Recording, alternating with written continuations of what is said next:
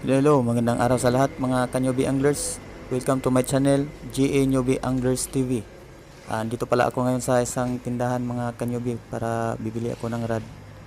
Ang pipiliin ko pala Surcasting lang man. ay medium light na rod para sa spinning reels ko na series 2000. Ito, namimili ako mga Kanyobi para kung ano ang tamang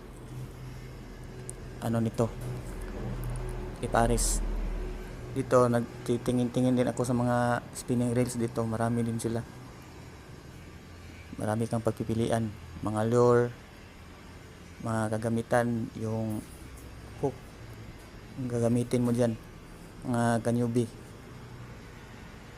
Yan, napakaganda. Dito lang yan sa JFF Fishing Gear sa may Davao City mga kanyubi. At yun lang, at magandang